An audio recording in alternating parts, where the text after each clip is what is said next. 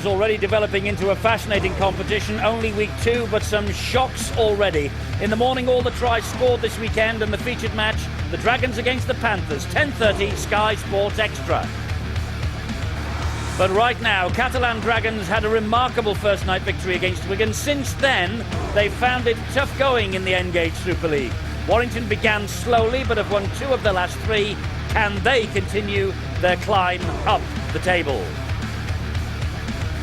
And the side issue of this match is the fact that it is Mick Potter's first game in charge as the coach of the Catalan Dragons. He arrived from Australia on Thursday, and the big question here is, can he weave a little magic into the team that currently sits at the foot of the table?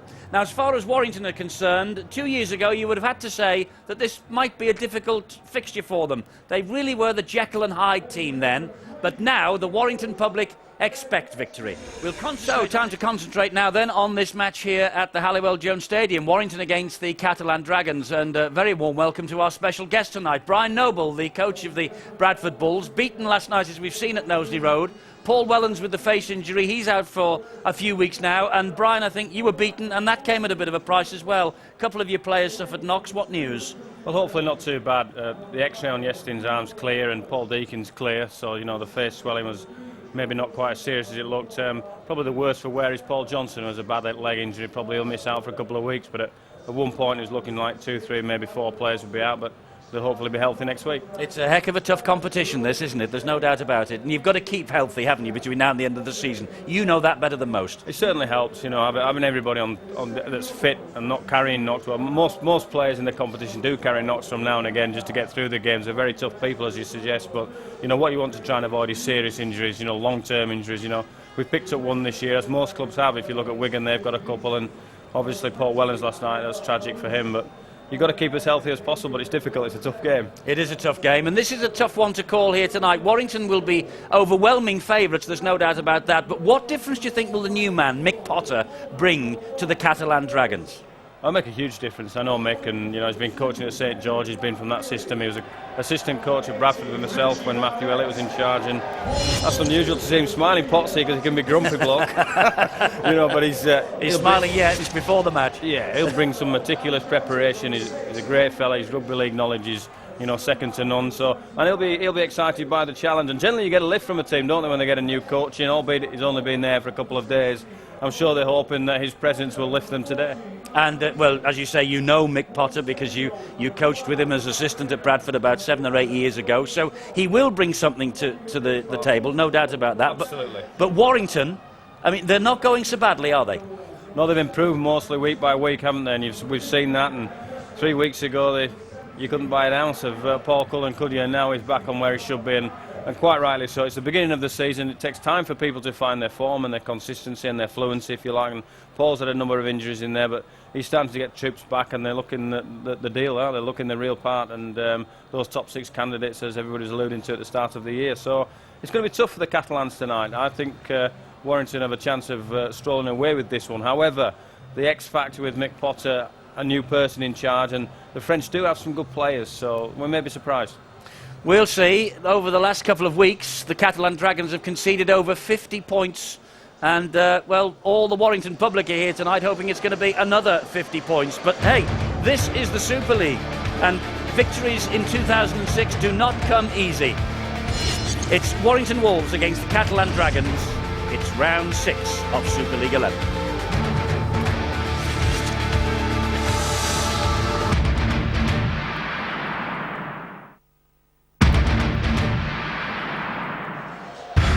Well, there is no such thing as a home banker in the Super League this year, but Warrington against Catalan Dragons looks likely.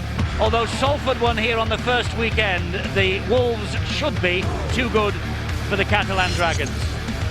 Warrington, only 2 points separate the two clubs. Warrington are 6th, the French New Boys are 12th. There's no Stacey Jones still. They've lost 4 in a row since their opening night victory against Wigan by 38 points to 30. That was an absolute stunner. Warrington will line up like this. Gross is the fullback, then it's Farfili, Gleeson, Coelove and Barnett. Breers captains the side, and Bridge is the scrum half. The forwards, Lightfall, Gleeson and Wood, Swan, Wainwright and Clark. And the bench for Warrington occupied by Michael Sullivan, Westwood, Lima, Parker, and the coach is Paul Cullen. Now the men from Perpignan in the south of France: Bosque at fullback, Murphy, Wilson, Hughes, Verge, Rudder and Dobson. Forward pack: Chan, Rinaldi and Guisset. Jerome Guisset captaining the side on this his return to Warrington. Fakir, Hindmarsh and Muniz. And the bench occupied by Beattie, Bertazen, Felus and Texido. The coach, the new man in charge, is Mick Potter. Mick Potter's first match in control. It could be up to 2 months before Stacey Jones recovers from his broken arm. By then they could be marooned at the foot of the Super League table. We shall see. And the Catalan flag is there in evidence over on the far side. And although they're at the foot of the table, they are great supporters of the game down in the south of France, as we found on the first night. And Jerome Guisset, returning to Warrington, the most experienced in terms of Super League of all the Dragons, and he had 5 seasons here at Warrington. But out comes the skipper, Lee Briers, and his team have won 2 of their last 3 in some style. Last week they ended a 13-year Wigan hoodoo and won for the first time in Super League at Wigan. It was 24 points to 12. And it is a very big night for the mascots this evening. They're out there in the middle. And there is little Francesca George, 11 years old, and she has been accompanied onto the field by Paul Cullen, the Warrington Wolves coach. And Paul will take the mascot off, and then he will get going on his real business of the day. Nice touch. A lovely day for Francesca George. And will it be a lovely day for Steve Ganson, the man in the middle? We shall wait and see. But Steve-O, this has got Warrington victory written all over it. One would think so, Eddie, and I suppose anyone that is interested in having a bet would say that they would win easy, but they also thought that of Wigan when they first went down to France. They got defeated by the Catalan. Okay, they will not have Stacey Jones out there, but it's interesting to see how the 2 halfbacks, Sean Rudder and Mick Dobson, can they handle their opposites, Lee Briers and Chris Bridge? It won't be easy. Catalan with the ball in hand for the first time. That was Alex Chan who played the ball, and Warrington getting stuck in early in the first set of 6 here. That's Rinaldi. And trundling the ball forward is Jamil Fakir. They need a big game from this fella. We know his qualities. He's very, very strong as well. Eddie, the Dragons have made a better start than last week. They were 18 points to 0 down, and the only times they touched the ball was to kick off and feed a scrum, which Leeds pushed them off. So it's a much better beginning. And what about that for a kick chase? It's a fantastic kick. It was a great kick by Michael Dobson, and it was a wonderful chase by the Catalan Dragons. And well, that's wonderful defence from them, and they're going to get a repeat set of 6. Well, a great kick. You know, the chase is only as good as a kick, and it certainly was good, but look at the defence there. They really have up for it. He's only been with them a few days as Mick Potter, but I'm sure the mere fact he's arrived there. Remember, just before the season started, they sacked their coach, and they've been in a little bit of limbo ever since, and they want to improve. And it's a good start by the Catalans. Michael Dobson, the 19-year-old who's been signed on an 8-week loan from Canberra Raiders to plug the gap left by Stacey Jones, was the man who collected that dropout from under the sticks. And here comes Alex Chan, and he gets away from the would-be tackle of Paul Wood. And Rinaldi is the dummy half, and that was Gregory Muniz who fed the ball inside. Good he tried to offload it. That'll be a knock-on. Well, that's unfortunate. There was no second phase. He was looking for it. It was Hindmarsh, and you can see there he tried to get the ball away. Wainwright certainly had a hand on it, but it's deemed to be that he's lost it, and I think they've got it right. So a mistake by Ian Hindmarsh. John Clark picks up from the base of the scrum. The tackle coming in from Mark Hughes on the runner Martin Gleeson. Interesting, Eddie, to see that John Clark, of course, playing it loose forward for the start of this game, and Mark Gleeson getting a start right from the kickoff. Interesting, he's been one of their better players, Mark Gleeson. That was him at dummy half. He found Lightfall, and then it's to Breers. Breers tried to hand one off, but then he made the mistake and lost the ball. Lee Breers doesn't look as though he agrees with the decision, but it's obvious looking at that. Okay. This side. There's Mick Potter, the new man in charge of the Catalan Dragons. Would you say, Steve-O, that this fellow's got arguably the most important job in the Super League at the moment? Well, I would say that he's got one of the hardest jobs in Super League, but I just hope that rugby league fans throughout the world give this French side a little bit of assistance and help, not decry them and say, well, they may get beaten by a big score every now and again. That would be the case, but they don't have much experience at top flight level, and they've got to learn, and they will learn throughout the season. There's some experience there. The number 4, Mark Hughes, is a former State of Origin star in Australia. Here is Jerome Guisset, and he will know every blade of grass on this pitch. There's Stacey Jones, the man they're missing, and they might be without him for another 2 months. Here is Dobson, gets the ball away, and a little diagonal run coming in from Thomas Bosk, their full back. And once again, it's Mark Hughes. Dobson again, seeing plenty of it early on.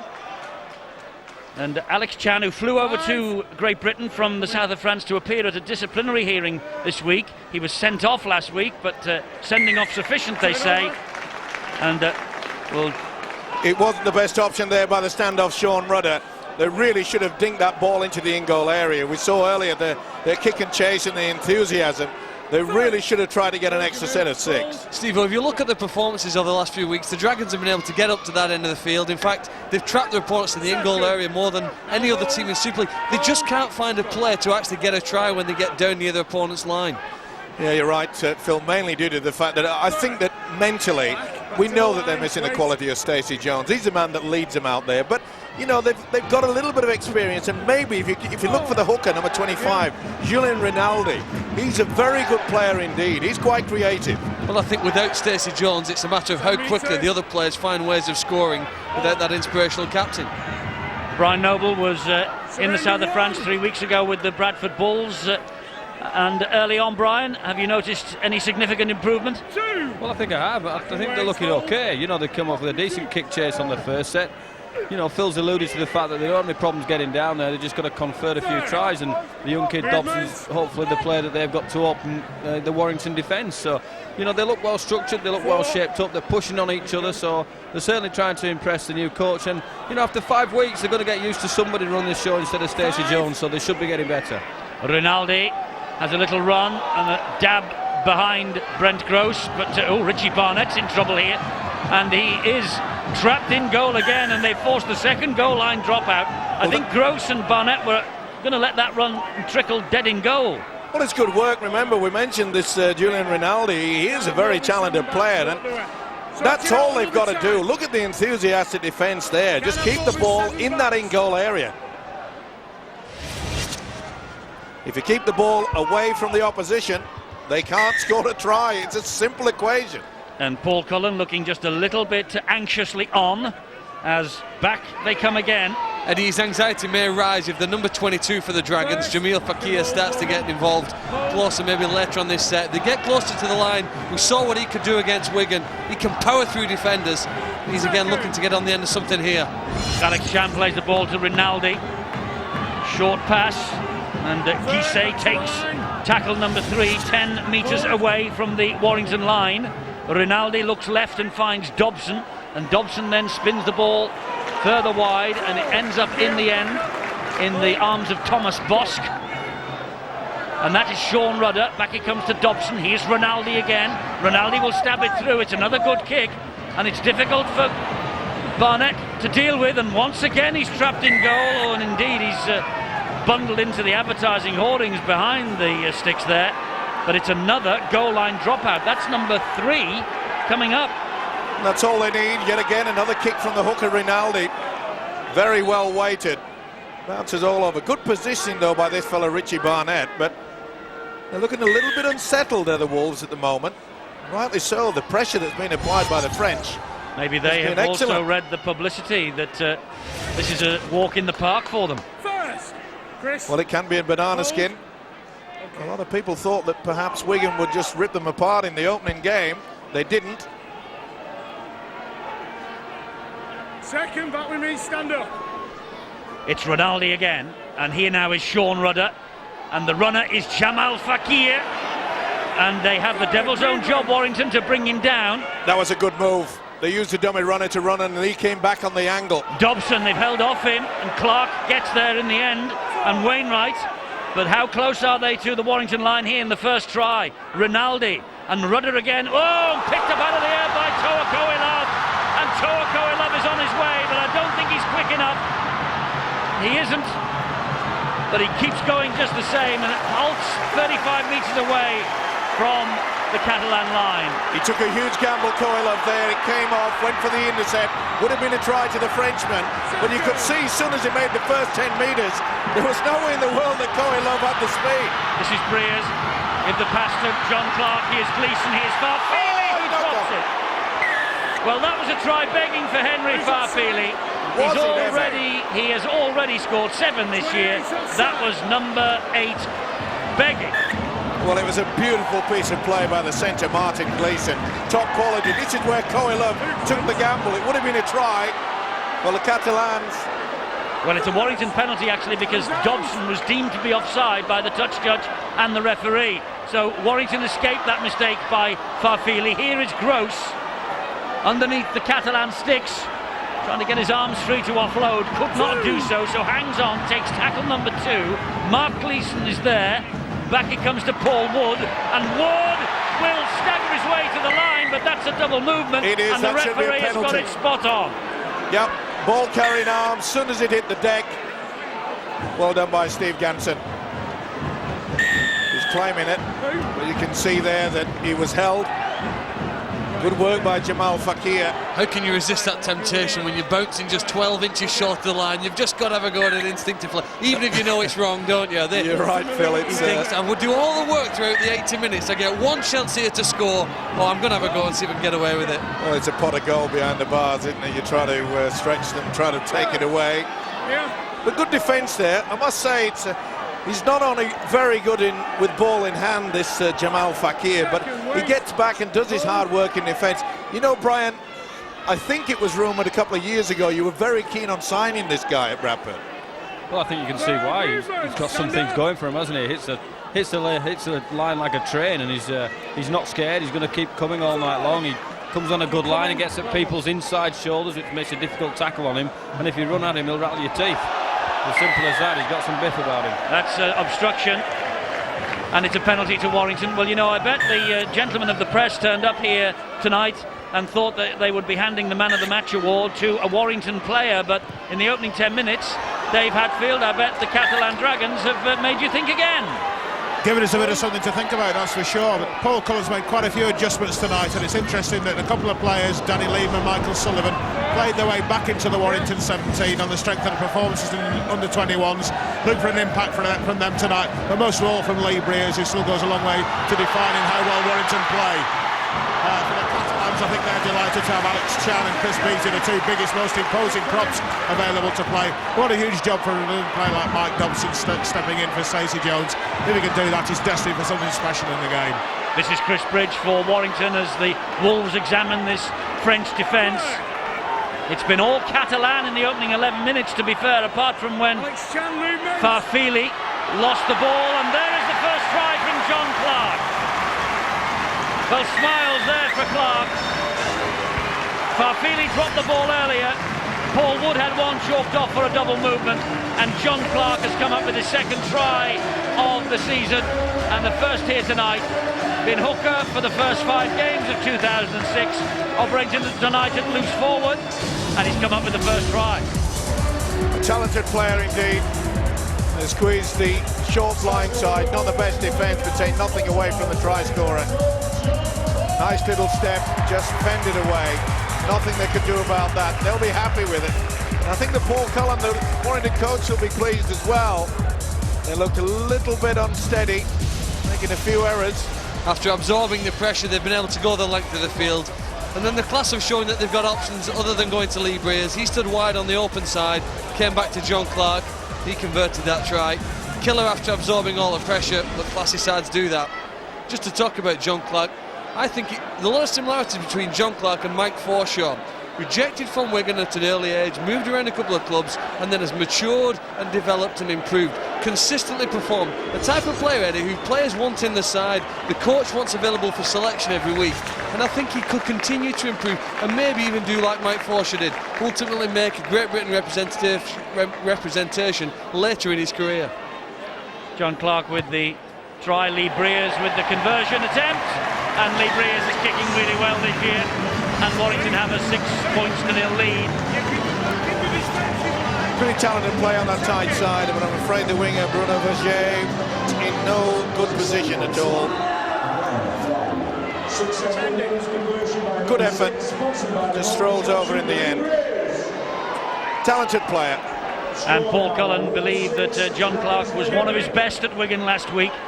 He had plenty of good things to say about Mike Wainwright, but he also thought that John Clark was in great form also. And that's a knock-on against Barnett. It was fumbled by Wainwright. In fact, it wasn't touched by Wainwright's hands. It was touched off the leg, and then Barnett knocked it forward. It's an amazing thing in the game of rugby league. You can guarantee that once a side is celebrating in the brain box about scoring a try, they come up with an error. It's either sometimes the kick-off goes directly dead in goal, as we saw on 2 occasions last night, or they fumble from the kick-off. It's a diagonal run from Mark Hughes. Vast experience, this fellow from the NRL. Here is Rinaldi again, looking for the runner. It's Alex Chan.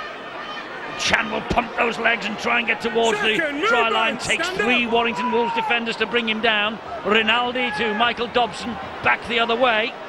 No way through for Jerome Guisset. Well, the idea from Dobson, bringing the ball back inside, but he'd overrun it. You've got to just step back a couple here. Close. Rudder! And they haul him back, and that was a great piece of defence. Lightfall heavily involved there.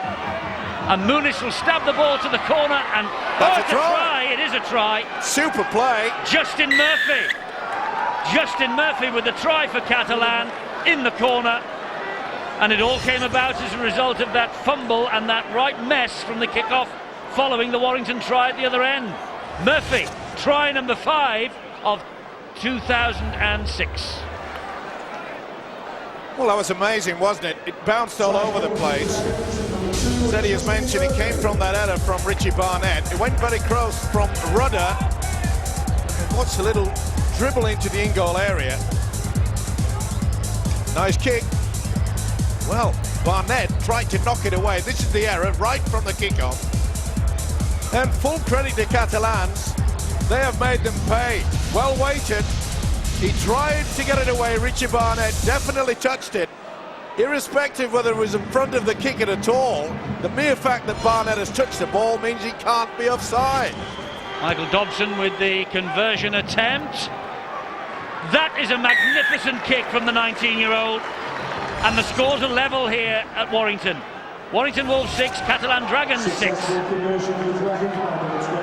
Well, it was the Warrington mistake from the kick-off that gifted the field position an opportunity. They prodded and poked around close to the line. And if they haven't got a player who can run through the defensive line, then maybe that kick into the in-goal area is their best option. Converted on that occasion, and a bit of hope now for the Dragons. What a magnificent conversion from Michael Dobson on that far touchline. Terrific stuff. Brian Noble, this is going to bubble up along into a decent-looking game. I've just been looking at Warrington's last 3 fixtures. I think it'd be Hull, St Helens and Wigan. And then mentally you might get into that trap where you think, well, we've got the Catalans at home, we're at home, we're going to be real strong, and somebody forgets to tell them to go out there and be real strong. You can talk about it all week, so that little try might be just a wake-up call that Warrington are looking for, and certainly the Catalans are giving it to you. They're taking the game to them, they're not intimidated at all, are they? Not intimidated, and they're settling into this match nicely. And remember, relegation not an issue for 3 years for the French, so absolutely no need to panic, but they will naturally want to be competitive, and they're being very competitive here tonight. 6 apiece, 17 minutes gone. You're right there, Eddie. They are really working as a unit, and that's something that's just let them down slightly in the opening games of this season. A few of the players have been moving up, but others have been hanging around, but their defence so far has been pretty positive. 10 years ago, Paris Saint-Germain visited Warrington and played at Wilderspool in round 5 of the first season of Super League. But Paris arrived having won, or rather lost, just one of their first 4 matches. And Warrington went on to win that night by 48 points to 24. Breers with the kick off the outside of the boot, and it stands up nicely for the full-back.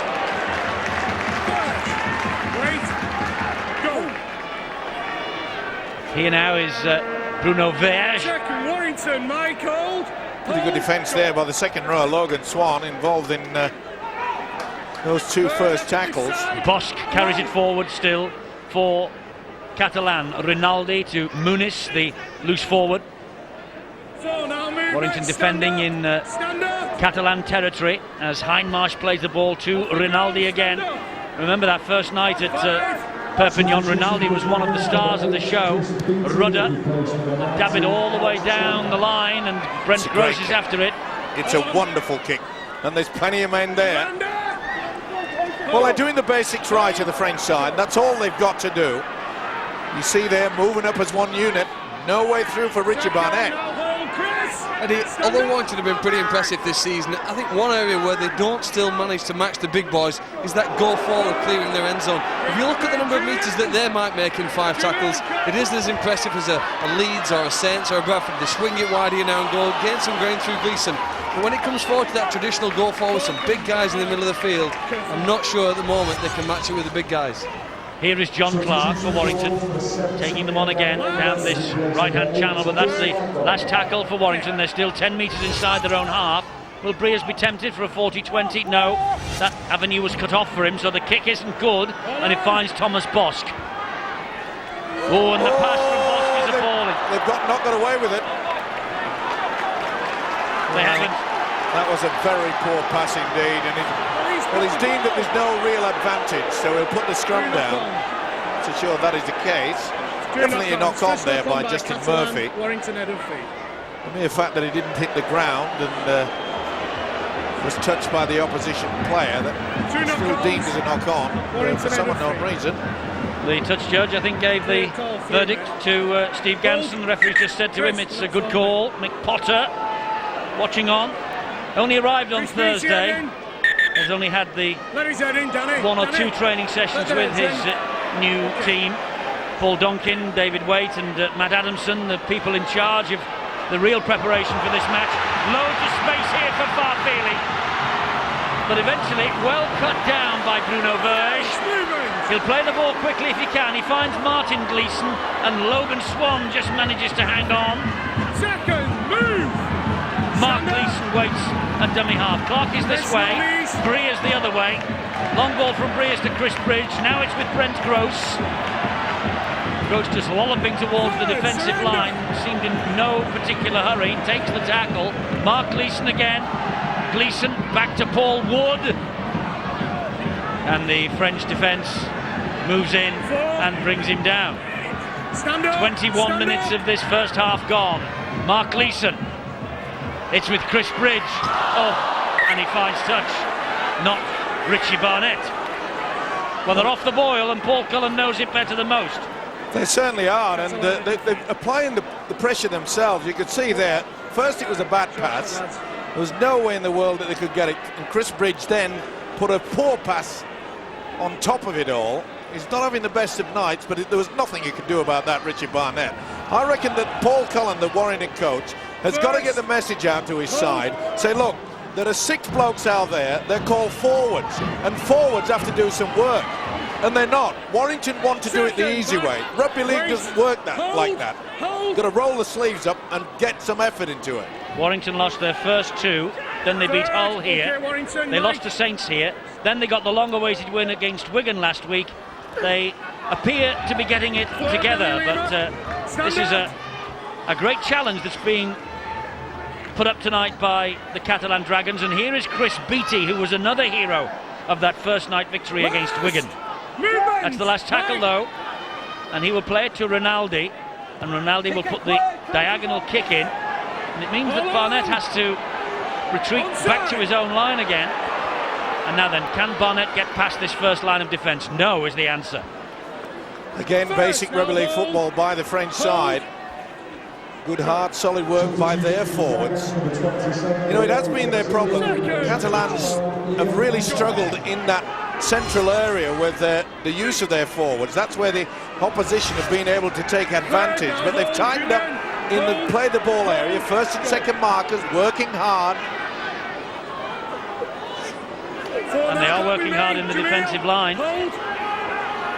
Brian, your 50 points looks a pretty good score against them now. Well, this is a much changed Catalan team, but as I said, they were soon going to get used to living without Stacey Jones, and I think they decided to do that tonight. And Warrington are not going as forward perhaps as much as they have been recently, as Mike quietly rightly alludes to. So they look pretty good, don't they, Catalan? But there's a long way to go yet. There is. This is Thomas Bosk. Missed the first two of the year. He's either a full-back or a winger. He played on the wing in the Challenge Cup defeat by Wigan last year.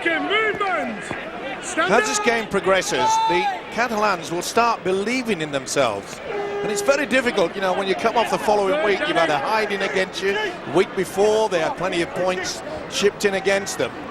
But they are building in confidence, and this guy is leading them very well indeed, Rinaldi. Dobson, left-footed, little dink behind the defence, and Dobson is after it. And Brent Gross, they're going to get another goal line dropout here, Catalan. Mick Potter, well, he said he took a back seat, but my word, he's improved them. You know, going into this game, they'd received 15 goal line dropouts in 5 games. They'd scored 1 try from those 15. So they are the best side in the league at doing it, but they're unable to come up with that scoring play on the back of it. Whether obviously it has some benefits in tiring your opponents, but they still would love, with this quality possession that they've had in the opening quarter, to take the lead here now in the next minute. The dropout from Breers finds Dobson, and this is Felus, who drives it in. Rinaldi waits the dummy half. Beattie is the runner, gives it instead to Muniz. Here is Rudder, and he was clattered by Martin Gleeson the moment he received that ball. Rinaldi again, Muniz down the left-hand side. Fakir on the run. He's a devil of a man to put down, this fellow. He's certainly big, isn't he? But good defence by Warrington. They're hanging back, they're looking for the man coming late. Here's Beattie again. But at least the French are looking for the angle. Rinaldi looking to tease them, get the door open. Dobson. All back, Michael Dobson. And the ball is on the deck, and it's back to 1, says the referee. He's wiped the tackle count clean. Have the Catalans heard the call? Looks like they might have done. Yeah, they certainly have, but this is where they've really got to make the points. Felus in possession, halted by Wainwright and Paul Wood. Rinaldi to Michael Dobson. Dobson back on the inside. Oh, and he offloads the ball, and it's Dill with the Catalan Dragons. Jamil Fakir made sure of that. Rinaldi again, and here is Muniz. That's a good ball, and it comes wide to the winger. It's Verge, and Verge gives it to Muniz. Oh, great hands! Wonderful try from Thomas Bosk. That's a fantastic Catalan try. Absolutely out of the top draw. They kept the ball alive, and Thomas Bosk, the 22-year-old French international. All right, there are a few Antipodeans in this Catalan Dragon side, but there are plenty of Frenchmen as well. And Thomas Bosk, one of them, has just come up with his second try of 2006. Field position, getting another set of 6. That is what you call pressure. They chanced their arm, they've kept it alive. But you talk about the support play here. Excellent stuff. He's looking for someone, and someone is there yet again, and it's the fullback, Thomas Bosk. That is an incredible team try. The second effort, but working for themselves. That was wonderful work by Bruno Verges. And the try by the fullback. They are stunned here. The Warrington fans, they can't believe it. They were thinking that perhaps 30 points on the board already. It ain't been that sort of game. Michael Dobson kicked a belter off the touchline far side to convert the first try. What can he do with this? Just misses. But perhaps significantly, the Catalan Dragons are ahead by 10 points to 6, and the Warrington fans are in shock. Well, we could almost draw a white line across the end zone here, couldn't we? Backward and forward, we went across the field. In the end, it was that instinctive play, keeping the ball alive, men running to support the ball carrier and put themselves into a position of space. Eventually, well-deserved try. What a better boost for that now. All the hard work's paid off. Let's get down to Bill on the sideline. Some news for us, Bill. One problem for the Catalan Dragons is that Ian Hindmarsh, who went off a short time ago, might not be able to come back.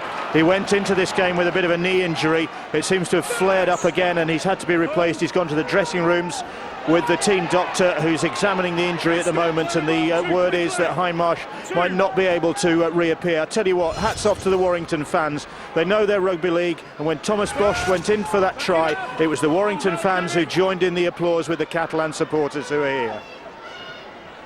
That's good to hear and good to know as Felous takes tackle number 4. And this is Dobson. That was the touch forward to Fakir. Last tackle though for Catalan. Slightly a little bit more than a touch, but they've got away with it now. Good kick and chase, that's what they need. Well, it turns Gross around, but he manages to catch it on the fall. And Brent Gross, remarkable really that Brent Gross has not scored yet this season. It is when you think of the ability of him in wanting to chime into the three-quarter line. And they have been playing some very attractive rugby league football. And I think the Warrington fans were hoping for plenty of that from them tonight, but full credit to the French side. They really are working hard as a unit. And they are holding a lead for the first time in 3 weeks when they led at Castleford going into the last quarter. Here they go into almost the last 10 minutes of the first half with a 4-point advantage and good value for it as well. Clark on the last tackle plays the ball to Michael Sullivan, who's been brought on to spice things up a bit. Sullivan played in the reserve team midweek against Wigan, a very strong Wigan side that Warrington beat, and Sullivan played his full part and got a lot of confidence back from that display, and there he is working the man on the floor, Michael Sullivan. Well, I think Paul Cullen realises he's got to get some sort of link going, but they're not going to be able to do that unless they utilise their forwards to get over the advantage line. They've got to work this Warrington pack, and they're not. Well, he sent 2 substitutes, 2 forwards on to try and make a difference, and I think in Danny Lima and Rob Parker they've seen that in the first couple of minutes. A bit more leg drive when they've been taking the ball forward, and they've certainly made it harder for Catalan to get out of their own half. That kick this time allows Gross to take it outside of his own 20.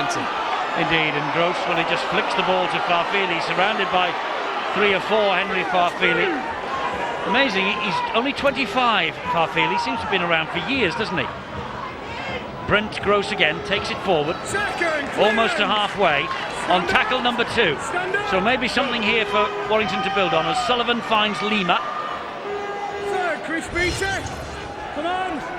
And Julian Rinaldi has gone off, and Warrington will be well pleased with that, I think. This is Rob Parker, but David Bertazan, his replacement, is a French international also.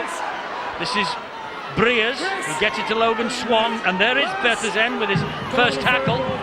Now Briers again, and that's an angle kick, and they're looking for Michael Sullivan. They were a little slow to respond to that though, Warrington. It was good thinking by Briers, but Warrington were a bit slow to latch on to the idea. Well, it was a very good idea, kicking the ball back on the inside, but as you say, Eddie, bit of a struggle there by Beattie. He didn't have the legs to get back. Luckily for the French side, neither did the Warrington players. And this is Felous again. When the ball comes out, and they're chancing their arm, but they're growing in confidence. I wonder if that is an indication of that. It is. Yeah. Silly Parker play by lifting the legs, and Coe Love involved. Silly play.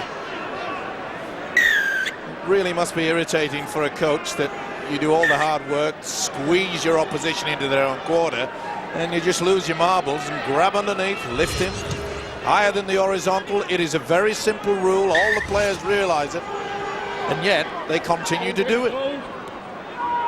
8 minutes to half time. Catalan ahead by 10 points to 6. And in Warrington territory with ball in hand, and this is Adel Felous, another French international. Chris Beattie now to drive it forward. And Second, Clark Chris, stand up. and Parker bring him down. This now is Sean Rudder. And Rudder showed it twice. Oh, and if he could have got it away. Muniz was hunting on his right-hand side. This is Bertazen, and he finds Dobson. And Dobson gets it to Beattie, and Beattie will try to plunder one, but Michael Sullivan gets the tackle in. There's Bertazen again. It's with Dobson. Short ball. That's a stroll in. And that is another Catalan try. And it is scored by, I think it's Jamil Fakir, isn't it? Or is it Tuxedo. Tuxedo. Yep. What a beautiful inside pass. Well, the Warrington fans, they may have appreciated the wonderful teamwork that got the fullback boss to try. I'm not so sure they're impressed with the Warrington defence over this. Take nothing away from the inside pass. It was superb. Bang. Ah, lovely run. Great to see forwards run the angle, and that's exactly what Tuxedo did. Simple try, get out of the way. Boy, there's Dundee, they're happy. They're waving the colours, the famous colours of Catalan. They're delighted. Lionel Tuxedo, he made his debut against Leeds last week. He's a former UTC man. And it has gone very, very quiet here at the Halliwell-Jones Stadium. And Michael Dobson now with the opportunity to add the extras. And he has. And it's Warrington 6, Catalan 16. We'll have to work it so hard, Eddie, to contain the Dragons inside their own quarter for 4 tackles.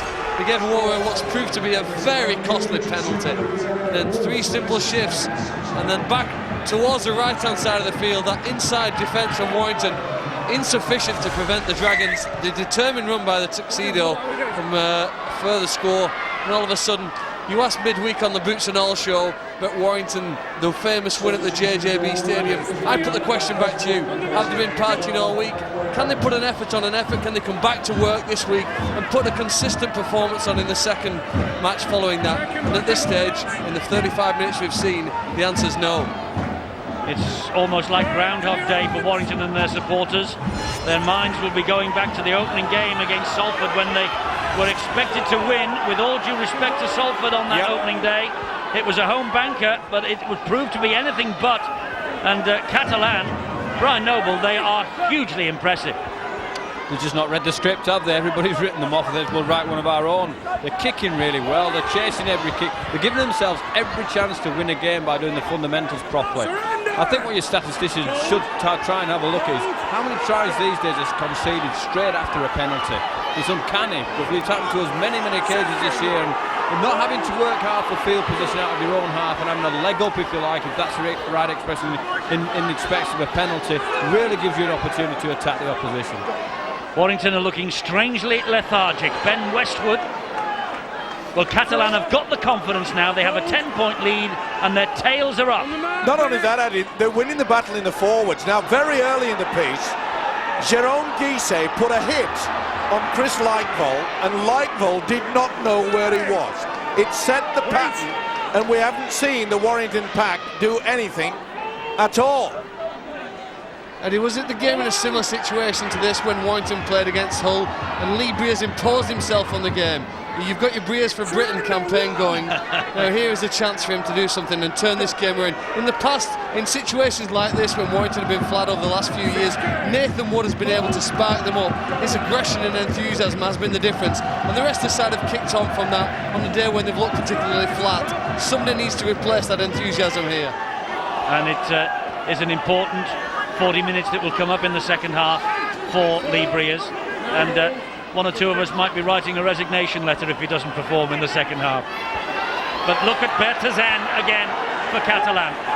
To be fair, when Briers sparks, Steve-O, his forwards are going well. The forwards tonight for Warrington, you made the point earlier, they're non-existent. They just didn't want to know. And as I say, the game's not won when they print the team sheet. The game's won when the whistle blows and you play the 80 minutes. Brian Noble, do you want a Briers for Britain badge from me? I won't want a training on Thursday. I'm sure your cameraman told you that. I don't think we're giving enough credit to the Catalans here. They've come together with a simple game plan. They play to the middle of the field with tough forwards, and they're asking questions on the fringe with short passing plays. They're doing a really good job, and I suppose we're right. We need somebody to spark Warrington. That's what we're looking for. Breeze is generally that spark, but we need a Westwood or a Parker or maybe even a Paul Wood or a Danny Lima here to give them something to excite about, get on the front foot and run onto some holes into. The thing is, at the moment, Steve, they're just not breaking this first line of defence. No, as I say, and as Brian is absolutely spot on, that, you know, we have to give a lot of credit to this French defence. But also, you know, at this point in time, it's when Paul Cullen normally looks to the bench and brings Mark Gleeson on. He started this game, and maybe he's the man that can just spark them. Pass from Breers found Martin Gleeson. Here is Farfili again. Farfili back to Lee Breers, and Breers showed it to Parker, and then floats the ball wide to Westwood, and Westwood takes them on. That's better. Well, he took a huge gamble, did Breers, with the lobbing pass. It was floating all over the place. It was there to be intercepted. That's a good kick. It's a great kick, but it's brilliantly collected by Dobson. Well, he's had a fine game, this halfback. He really has slotted in exceptionally well. Surrender two. It was virtually a panic purchase when Stacey Jones, of course, and they've slotted it in. Well, he's plugging the gap, isn't he, of Stacey? There's no question. He's doing a great job, and let's not forget, you know, it was a beautiful little delayed pass on the inside that created the try for Tuxedo. Little knock on here, though, that has been brought about by Warrington pressure. Jamal Fakir just losing possession, and maybe this is the little opening that Warrington need just before half-time. We speak about the experience. You are 16-6 up. There is just over a minute remaining of the first half. Why on earth do you want to try to offload? They needed to take another 2 drives and a kick into the corner. It's half-time. Bridge, what a beautiful step. And Chris Bridge goes over for the try for Warrington. And that was exactly what Dr. Cullen ordered. But Mick Potter will be annoyed that Fakir was trying to unload in that situation. Bridge has been having a fine season here as well. And that's try number 5. And the 5 tries have all come in the last 4.5 games now. In fantastic form, he's keeping Sullivan out on the bench. Why does he want to do this? They are in control of the game. They would have gone in at half-time full of confidence. They will have a certain amount of doubt running around in the brain box now. Take nothing away from Bridge. He shifted his body. It turned into a dummy. He had the speed. Cover was too late. And they now have something to work on. Neat little shift to the body. He knew he had the pace. He wasn't bothered about putting it under the post. He knew that they needed those 4 points to lift the spirits. It's amazing. I cannot believe it. I watched the Harlequins against Castleford last Sunday, Eddie, and with only 1 minute remaining, and with the Harlequins leading 20 points to 10, they tried to offload. Guess what? Castleford scored. They went in. Cock-a-hoop, they came out and absolutely drubbed the Quins. We could see exactly the same thing happen in the second half, especially with the fact that these Warrington fans, we will lift and lift and lift.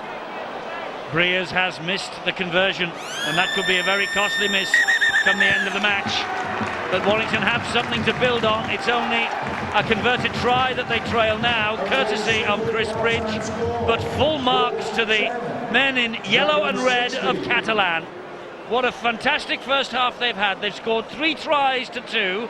They trailed early, but they really dug in deep, and they came back with a couple of fantastic efforts. Murphy, Bosk and Texino for them. Clark and Bridge for Warrington. The Frenchmen ahead at half-time.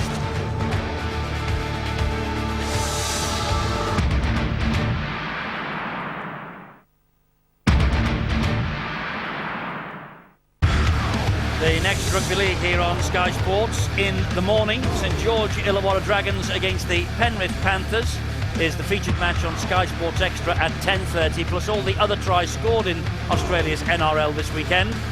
And our Super League appointments next weekend, a cracker at the KC Stadium next Friday night, Hull against St Helens. That's a 7:30 start on Sky Sports 1. And next Saturday, we're in London for Harlequins against Leeds Rhinos, 5:45 start, also on Sky Sports 1. Half-time here at Warrington. and the Wolves trailing by 10 points to 16 to the Catalan Dragons. It's 3 tries to 2, but perhaps significantly, Warrington with the last try of that first half. Now, during the week, 4 former Warrington legends were inducted into a special Hall of Fame. Parry Gordon, Albert Norton, 1949 circa, and George Thomas of 1903, and also the great Mike Gregory. And they really do need some sort of courage, like Mike Gregory would display, to get over the top of these Catalan Dragons in the second half. They have played exceptionally well. Their last 2 results have been catastrophic. They've conceded 50 points, but not so tonight. They've taken the game to Warrington, and they've won the forward battle, and they've scored, as I say, 3 tries to 2. It's been very impressive. Mick Potter's only been in charge about 24 hours. Brian Noble knows all about Mick Potter. He was assistant with Mick Potter at Bradford about 7 or 8 years ago. We're giving your age away now. But he has made a remarkable difference in a very short space of time. Well, I think, you play Leeds and you play Bradford, and we're both hot teams and scored a lot of points. The only way is up, isn't it? And they've been working really hard. They don't just go home and think about it, we'll have to do a little bit better next time. David Waite's been there, who's a pretty competent coach himself. They'll have worked out what they were worried about, and Dobson's been in for a couple of weeks now. And as I said before, sometime or other they're going to forget about Stacey Jones. They have to do to get better and into this game. And if there's any element of Catalan support, if there's 200 or 300 here, we'd be really excited about what we're doing. But we seem to be the fans are a little bit flat because it's 99.999% Warrington, and it's a little bit flat. And nobody's giving Catalan their just rewards. They're playing pretty well. And the error towards the end of the first half may cost them dearly. I think if Warrington establish field position, i.e. they get into the Catalan half, I think we'll see that spark, and I think we'll see a number of tries, and I think we'll see some of the problems that the Catalans have been having on the fringes, certainly in defence. But you've got to say that they've rolled their sleeves up and they've come here and written a different script for themselves, haven't they? They have indeed. And can you imagine at 16-10 up at half-time? We were there, Phil, weren't we, for the opening night against Wigan when it was all Catalan, and the atmosphere that was created at the Amy Giral Stadium. Can you imagine if this game was being played in the south of France now? We would be talking about Catalan, wouldn't we? It would be fantastic. I think what a team finds when it's promoted in any sport to a higher division is to be consistent is the hardest part, really. They can play well. They've played well in the opening game against Wigan, and they've played well in this 40 minutes, but to do that consistently in sport is the hardest part. They've played very simply, they've cut down on the mistakes, and their defence has been outstanding. I hope they can maintain that for a full 80 minutes, and we really will have a game on our hands. It's the forwards who have won the ground for Catalan, though, Steve-o, isn't it? Oh, without a doubt, and if you can set the pattern on there, we all expected that Lee Breers would take full control. All the fans came here thinking we'll get plenty of points, and we're all rubbing our hands at half-time. OK, Warrington did score the first try. It was good work from John Clark, not playing hooker tonight, gone into the loose forward position, and then right from the kick-off, what a mistake by Barnett. Well, Catalan didn't need to be asked twice there to take advantage. It's a beautiful kick into the corner for Murphy to take advantage. They couldn't find a way through the Warrington defence, but that kick accurately, and here's an attempted kick by Rinaldi, picked up and wiped back to 1. So the extra tackle count and the time down attacking on their line allows Dragons as they spin it wide and then keep it alive. Here's the Bosch try. Look at this, players keep it alive, flick pass through the back there, managed to hold on to the ball, Muniz, and then Bosch dives in the corner. All Catalan at this stage. And here's shirt tie and tuxedo, great play from Dobson, inside ball, he gets a one-on-one on Sullivan, straight over the line, a prop and a half. And they had control of this game, did the Frenchman. Why on earth Fakir tried to offload with just over a minute remaining? They paid the price, they got the possession. Good work from Bridge. Through the dummy, just shimmied away, turned his body, it was sufficient. It could be a problem for the French side in the second half. They've been a little bit dubious in their defence out wide on the fringes. I'm sure that Paul Cullen will be just saying to his chargers, do not panic. That's all we have to do. More work in the forwards. Let's get the ball out wide and let's get the linking qualities of Lee Breers showing in the second 40. But I've enjoyed it. Fantastic stuff. Great first half and great line from Brian Noble. What was it? Shirt, tie and tuxedo. Yeah, I think Dobson dressed him as well because he made the play to get the one-on-one. And that's all you ask for as a coach. A prop with a one-on-one with a half-back, you know. You've got to back the prop, even though he's only 5'8", but 5'8" wide. You've got to back him to get over the line there. Dobson's made a difference. Absolutely, and you can see that he's pointing and he's prodding, he's poking his players around. Get me over here to do this one and get me over there to do that one. And here, guys, the next player we're kicking and everybody's shaped up and in the right places to chase those kicks. It's no risk. It sounds funny, it's no risk. The only bit of Gallic flair that we've seen there is on the couple of offloads when Boss goes in at the corner from Munich's flick pass as well. So once they're down there, they'll chance their arm, and I think they've concentrated really, really hard on trying to get down to Warrington's end of the field, and they'll need to do the same thing in the second half. Dobson, the man of the match so far. I think that's our view here in the studio, and this young man is only 19 years of age, and the tiny handful of Catalan supporters who are here will be really enjoying what they have seen. Now, if Lee Briers is to be a candidate for Great Britain, he has got to get hold of this game by the scruff of the neck in the second half, and he's got to get over the top of Michael Dobson. That is going to be a big job.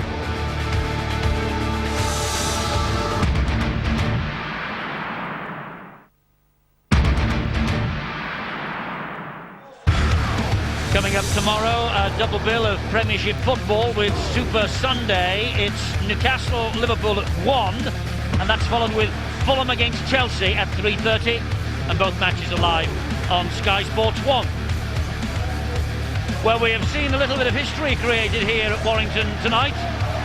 The Catalan Dragons have established a half-time lead for the first time in their Super League life.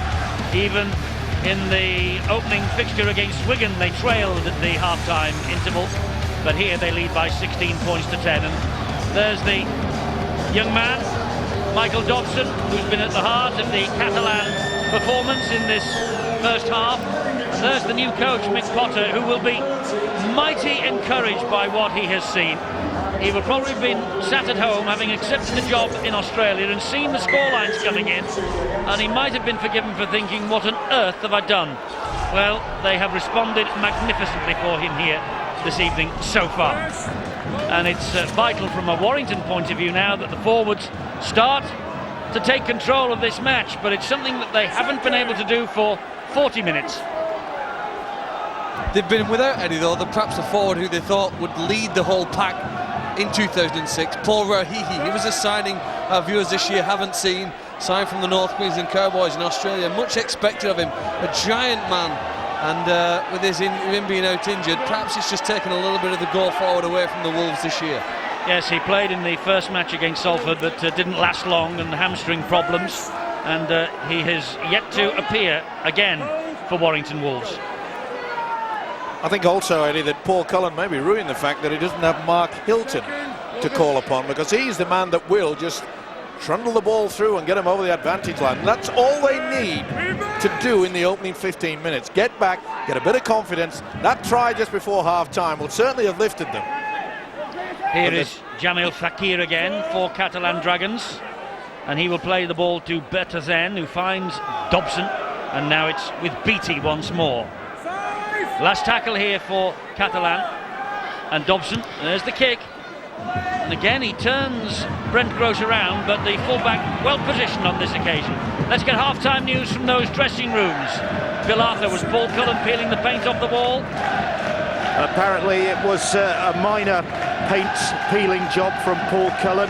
He didn't go the full hog, but he did really throw the gauntlet down to his side to just lift their effort, because it has been a very flat performance. It's been a strange flat atmosphere out here in the stadium tonight. It's normally a really vibrant ground, this new stadium, but it just hasn't reached the pitch that it normally does. And whether it's the consequence of 3 big games, because of course they played Hull, Saints and Wigan recently, Warrington, that things have just dropped off a little bit. The performance has dropped off as well, and the challenge really to Warrington from their coach is to lift their game, lift the effort, and try and put a bit of pressure on this Catalan defence. And the Catalans, for their part, delighted with that first 40 minutes, but their aim is to cut out the sort of errors that led to that try late on for Chris Bridge. High kick from Briers is diffused by Thomas Bosch, the fullback for Catalan, and they will come again in the shape of the winger Bruno Verge, and he was taken a little bit late. Looked like he might have got an injury on the thigh, Lee Briers, but carries on. Well, I think Bertazen had committed himself. There was nothing really untoward in regards to that. Getting back to that fullback, Thomas Bosch has impressed me. It's a good position, and I'm sure that the new coach Mick Potter will be pleased. He'll be pleased with the enthusiasm, but also the one line of defence. They're working as a unit. That's great to see. Brian, you paid full and wholesome tribute to Catalan, and why shouldn't you in the half-time break? But I just want to ask you one question. You beat them 50 points to 18. Leeds beat them 58-10. How difficult as a coach is it, and this is the job that Paul Cullen's had this week, how difficult as a coach is it to say to your players when coming into a match against Catalan like this, look, they're going to come at us with all guns blazing. The players, at the back of their mind, will think, this is easy, this is going to be a walk in the park tonight. Well, you dress up the pitches as best you can. You show them some of the good things that Catalan have been doing and did against us. It was really a tough game. When we played them, even though we went away in the end by 50 points, it didn't feel like that. It was a very frustrating game. They got in your face a little bit. They looked certainly well organised. I think Warrington is still in pole position here. I just think that the Catalan just can't rely on grinding out their sets and finding a kick play, because towards the end of the game they'll get tired, and I think Warrington might just sneak up on them. That's a good kick from Chris Bridge, but it just trickled its way over the dead ball line. It's a good option as well, you know, Chris Bridge. He'll give them a little bit of confidence, but also he'll be able to steer them around the park again. And if they're going to get defence like that, that is good work. Good tackle by Sullivan on Verge. We know the quality of this Catalan side, but they really look like a side that can't score a try from maybe 30, 40 metres, and that's play on. Oh, and that's a knock on by Westwood immediately. Yep. They'll play the first knock on. It'll have to be Warrington head and feet, surely. No, he's gone the other way. Well, he's claimed that it's well, there's a knock on here. Oh no, he went backwards. Yeah, he's got it right. My apologies. Not often I do that to Mr. Ganson, but he has got it absolutely spot on. So Catalan with head and feet at the scrum, and here's Dobson. Now it's Sean Rudder, finding it tough, of course, without Stacey Jones alongside him until tonight. A hat-trick for UTC in the championship final against Toulouse last year, Sean Rudder, and a couple of seasons in Super League with the Castleford Tigers not too long ago. This is Bertezen again, Dobson and Beattie. And Lima just lifting the leg, taking the chance again of conceding the tackle. Bertezen, good run from dummy half, brilliant run from dummy half. Oh, went without the ball. Well, that was a glorious opportunity, and Mick Potter knows it too. Well, he's really impressed me since he came off the bench, this fella, and he knows it. Well, he was on his way, wasn't he? This is his Super League debut, Bertezen. He was looking to offload and just lost it completely. And he says, I can't believe that. I don't know what that means in French, but he's not impressed. He knows how important that is. He knows, I think he knows deep down, I think Brian Noble touched on it, that the composure and the experience of Warrington should perhaps give them this win. But if Catalan score early, it could turn out into a real arm wrestle. I love that phrase. Here is Parker, driving it up towards the 40-metre mark. Sullivan, that's good work. That's great work from Sullivan, and a wonderful offload to Light. Ollie drops it. It could be one of those Warrington nights. Cannot believe this. He's dropped it. And the Warrington players look at him and say, how dare you do that? Just inside their own half then. Bosk, the full-back for Catalan. Tackled by Gross and Toakoi Love. Rudder. Oh, and that was Lionel Tixido, who went without the shirt and tie. You see, he just took his eyes off the football. He was looking to see what was coming towards him. Well, it is bitter cold out there, I must say that. Very, very cold indeed. And we've had 3 knock-ons in the space of 30 seconds. Martin Gleeson now for Warrington. He gets out of one challenge. Good tackle, though, coming in from Verge. This is Logan Swan. They're hunting in packs, the Catalan defence. Michael Sullivan, Chris Bridge. Gross is with him. couldn't get the ball away. Toa Koilov was hunting down the left-hand side. Bridge in at dummy half again, comes this way with Westwood. That's tackle number 4. They are 3 metres short of the line. Bridge again, back to Michael Sullivan. He finds Lee Breers, and Breers in turn gets it away to Clark. Clark then to Gleeson. Oh, wonderful, wonderful passage of play from Warrington, and Henry Farfili with the try. Farfili dropped one with the line begging in the first half, and he's just scored try number 8 of the campaign, and he goes now top of the try-scoring charts, one ahead of Kirk Yeaman of Hull. It all came about by the knock-on from Casino, and they got field position, but this is quality three-quarter play. We spoke about the combination and the linking qualities of Warrington. Once the 2 halfbacks, once they get into a good position, Warrington have got the quality, and the quality is pretty high. Beautiful stuff. Absolutely superb rugby league football. Well, here it is. Fantastic try. He stretched the Dragons from the right-hand side on play 1 over to play 4 on the left-hand side, and then the quality of those 5 passes was superb. Outstanding try from the start of the scrum. Now can Breers do a Michael Dobson and convert from the far touchline?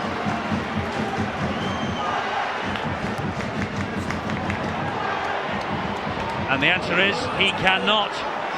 So it's 14 points to 16, but Henry Farfili has maintained the record of scoring in every round so far. Beautiful work by Koilov. Watch him come back on the angle. He's never going to get it. But you can see how the 2 came into the 1 position. That meant there was always going to be an overlap. Farfili finishes off superbly. Basic rugby league football, but it is very pretty to watch. Good hands from Martin Gleeson. Bridge. And here comes Rob Parker, one of the close season signings. Parker, formerly, of course, with Brian Noble and the Bradford Bulls. Well, that could have been a flop against Jerome Guisset. How do you mean could have been? It was, and it should have been a penalty. Referee disagrees. Sullivan and Bridge. Parker. I wonder if these French players can understand English in a St Helens accent. Steve Ganson was just telling the players to think about what they were doing. Nice break from Michael Sullivan. Here is Chris Bridge. Forward pass. Forward pass from Bridge, from Sullivan to Bridge. No try. Don't celebrate. Don't celebrate. Richie Barnett. It's been pulled back for a forward pass from Michael Sullivan to Chris Bridge, and he looks bemused. Well, you must agree with Steve Ganson. That's never forward. He's in an absolutely wonderful position. That's never forward. Well, Bridges' body might be, and he has to lean back for the football. We're seeing better here. Now then, watch the position.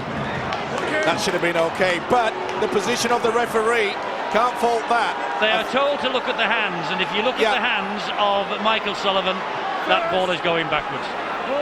You're going to stop people passing the ball. I mean, anything that's close to a forward pass gets given forward. Well, there are some that should be given forward, and there are some that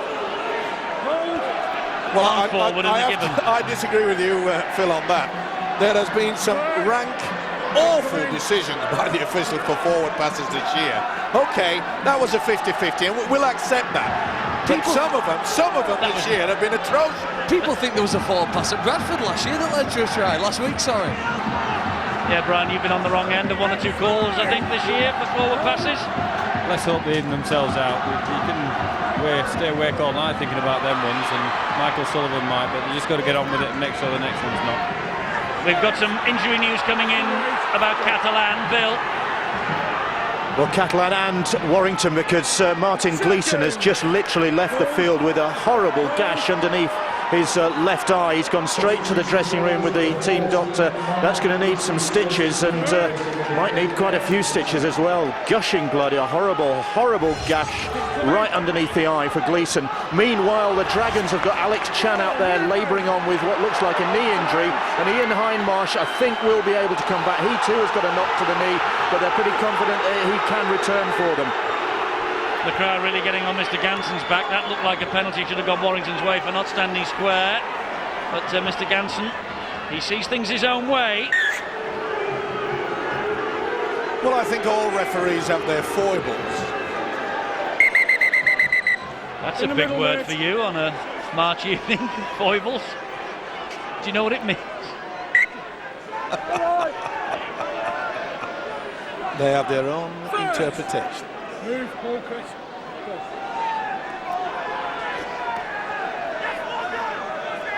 Second.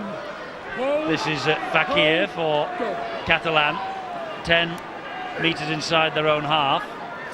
It's a time now that the Frenchmen just sort of settled down. Third. There's been quite a few errors coming from them in the opening 13 minutes of this second half, and they really now have got to look towards what they did in the first quarter, and that's the way that Mick Dobson just steered them around. They're doing the kick on the blind side. It's been pretty good so far, and that's a good one. Okay, he's taking it on the first bounce. Now then, what's a change like? Pretty solid too. Led by Berthazen and Sean Rudder. Slight fault. Now Michael Sullivan can't get through. Back here. I think at this stage, obviously, Warrington just wanted to go forward and get out to the half, but they've had more success in this game when they've gone wide. Maybe about 15 metres in from the sideline, there's confusion in the Catalan defence. That third man in, 2 men in from the winger, who doesn't know whether he's taken in from the man or whether he should stay out and wait for inside support. And I guess that Warrington know that as well. If they can get into a good position, expect them to go wide, Eddie. This is John Clark, halted by Guisset, and Muniz was in there as well. Gregory Muniz. Michael Sullivan, good kick to turn Thomas Bosk around. Verge is there, oh, and it bounces over the top of Bruno Verge. Came off his boot, according to the officials. I think he's got it right. Crowd don't like it. They're on the backs of Mr. Ganson and his touch judges now after that forward pass decision. Well, they always are when you're 2 points adrift if you're winning. I think he's got it right. It won't flip up like that from your fingertips. It came off the boot. Important now that Warrington makes sure that their defence is pretty solid. Try to keep the French side down when it comes to the last, so that it's not going to be a very good kick and chase. It's always an advantage for the team receiving the kick if on the first or even second tackle they can get over the halfway line. There's a mistake. It bounced off the chest of Wilson, and Justin Murphy thought he was on his way to the line. They did him straight in the face. Good work by Richie Barnett. He took a huge gamble. If that had been utilised, he could use Wilson as a dummy runner, just flicked it out to the winger perhaps. It would have been a try. Breers for the gap. First move. Put down by a fine tackle from Mark Hughes. This is Logan Swan. Gets the ball away to John Clark. And Clark is hauled down. Desperate defence by Berthazen. If there's one man out there, it's John Clark that can turn this game. Here's Paul Wood. Been a real star in Warrington's colours this year, Paul Wood. And he's replaced Rob Parker. Good drive in. Here is Mark Gleeson. Back it comes to Michael Sullivan. Stab to the corner. They're going to get another set of 6, Warrington, because Justin Murphy just trundles the ball over the dead ball line. Well, we saw it in the first half on 3 occasions from Catalans, and this little dink into the corner is exactly what the Wolves needed. A lot more confident play now from Warrington, and he'll be quite pleased. Okay, they're still behind, but they do get the possession from the dropout. With Michael Sullivan. Halted by good tackling again, this time by John Wilson. Choakoe Love. Here is Paul Wood. He'll drive his way to the line, Paul Wood. That's a good burst from the prop forward. 2 tackles gone. Golden opportunity for Warrington here to get the lead back. Gross and Breers. Still Breers. Stopped 5 metres short of the line. Here is Michael Sullivan. Sullivan to Ben Westwood. Westwood streaks it out and scores. No doubt about it. Ben Westwood, 4th different role for him so far this season. He's been in the second row, he's been at prop, he's been at loose forward. Tonight he's a substitute, and tonight he's come on and he has scored the try that gives Warrington the lead again. A lead they last held in the 11th minute. Good play from Sullivan. See how he just ran on the angle, and that meant that they hesitated. He dives short of the line, but the momentum takes him over. There's no double movement on that. No one was hanging on to him anyway. That's the way to run onto it. Unlike Sean Long last night, who dived before the line, Westwood got away with it. Well, again, they've converted their goal line dropout into a try. By having Michael Sullivan on the field, they've got an option as well as Lee Breers on the right. Coming back to Sullivan, this side of the field, devastating through Westwood. And again, 15 metres in from touch, they've attacked the Dragons and come up with the points. And Breers now to add the extras. 18 points against Hull, 16 including 4 drop goals against Wigan last week. Not been in such good form with the boot tonight. But that's an important conversion. And Warrington now lead by 20 points to 16. Great play by Sullivan. You see how he runs towards the loose forward Muniz and then veers away. Hesitation in the defence, bang. Westwood does the rest. Good play. Ben Westwood, England international, 14 tries last year. That's an important one, maybe tonight. Gets Warrington back in front. Oh, that's off the body, off his legs, says Steve Ganson, and Paul Wood and Michael Sullivan breathe a sigh of relief for that. They were in a right tangle. They certainly were. Was there just a little bit of a chance there might be an offside here? No, does Sullivan does well there. Sullivan knew that he was in front, and that's why he called. Said, I don't want to pick it up. Quick thinking. Can Warrington kick on now and put this game to bed? It can be cruel at times, Brian Noble, can't it, Rugby League? It can, but you always had that feeling that one of the Warrington players, Westwood or Parker or Wood, when he came on, would get them on the front foot, and then Breers or Sullivan would find a jinky run and just compose a little bit. What we haven't seen anything of the Catalan this half is at Warrington's end of the field, which we saw a lot of in the last half, and that'll be their challenge in the last 20 minutes. Can they get down to the Warrington end, and can they post any more points to make it nervous for Warrington? Oh, Thomas Botzk has knocked on as he regained his feet, and that is a big error. Especially when your opposition has just scored. They look to be a fingertip involved there. I think he may be a little bit unlucky. They look to be a trailing finger. Here is John Clark from the base of the scrum, halted by Mark Hughes. An ankle tap first, and then Hughes with the thigh now heavily strapped, finished him off. This is like fault. And you get the feeling here that if Warrington score again, they could really kick on and win the match in some style. It's with Sullivan, it's back to Coe Love, and Coe Love, oh, brilliant try! Toa Coe Love, a beautiful jinking run from the New Zealander, and he now stands on 99 tries in the Super League weekly rounds. That's number 80 for Warrington, 19 for Hull. And it's his opening try of 2006. Toa Coe Love for Warrington. All came about by the error from the fullback, Thomas Bosman. I think it may have just been a little bit badly done to. There was a trailing hand there. Full credit for this, though. This is just a nice body swerve. And a step, and a step. Ah, that is superb. We don't often see too much of the quality of Coe Love. Getting to the end of his career. He's got all the experience in the world, but this is reminiscent of days of old when he used to just absolutely murder the defence, and that is superb. Well, they can demonstrate the play by playing with width. They've caused problems throughout the night here again for the Dragons. Sean Rudder was claiming that he was held back by Westwood, but I think the evasive skills from Coe Love fully deserved the try. And again, they've made their opponents pay for a costly mistake inside their own 20. Breers then only 50% success rate with the boot, but a significant lead developing now, 24-16, this for 26-16. He doesn't miss those.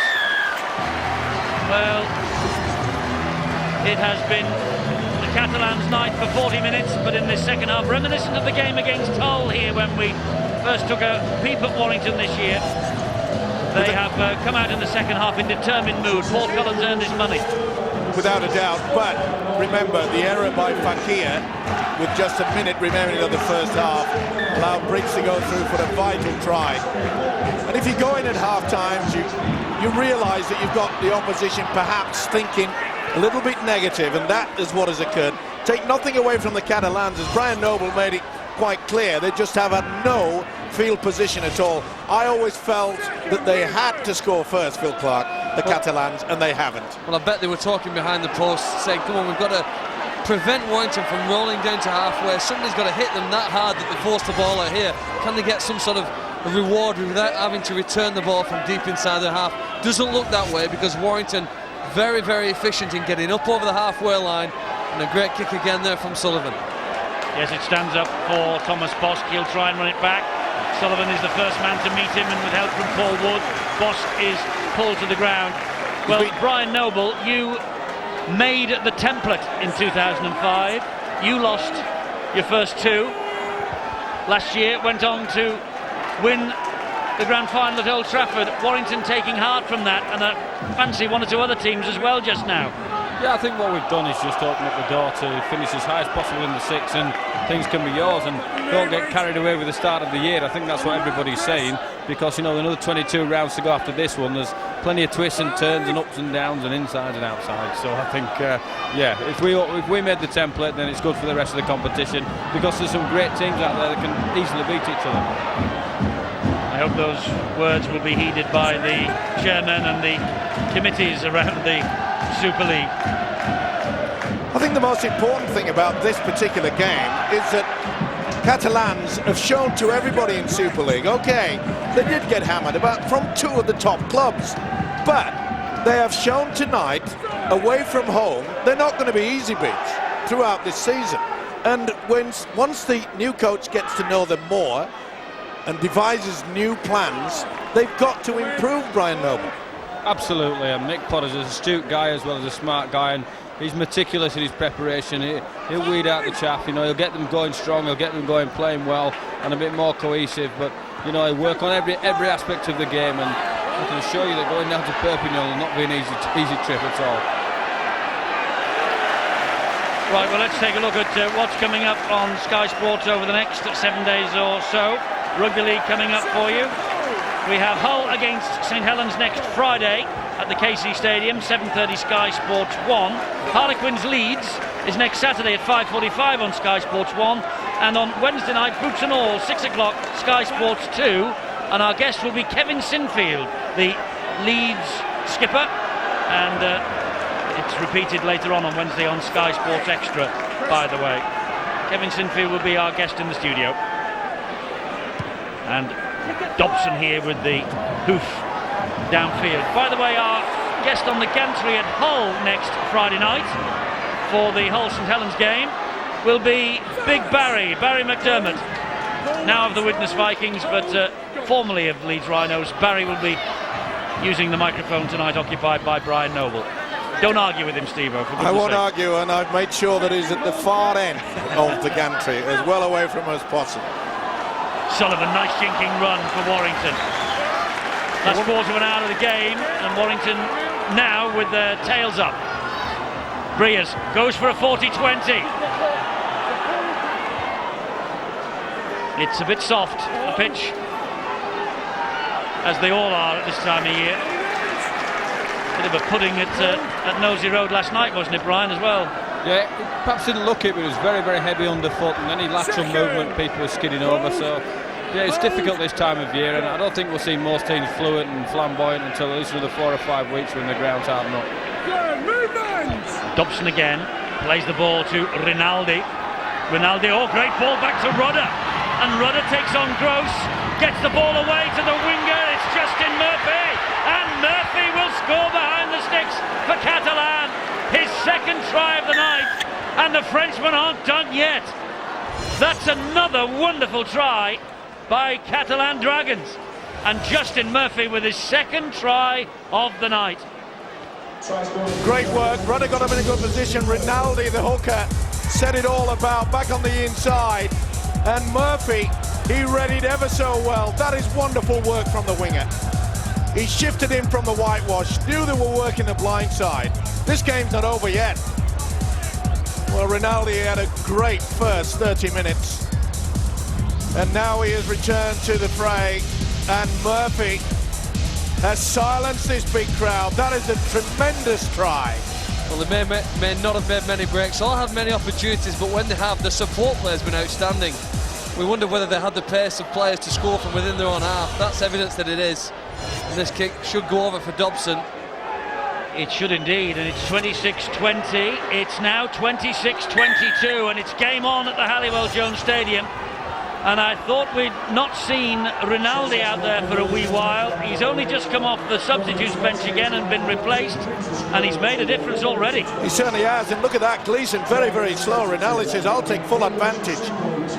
Second marker, he went to sleep. Murphy didn't. He's on fire. Zoom. Game on.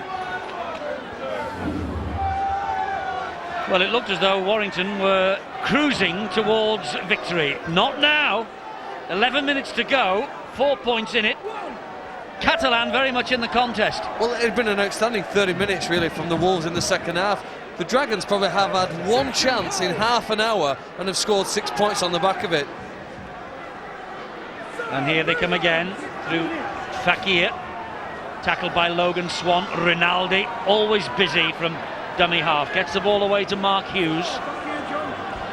He's an exceptional player, this Julian Rinaldi. He got close to man of the match, you know, against Wigan in that first night.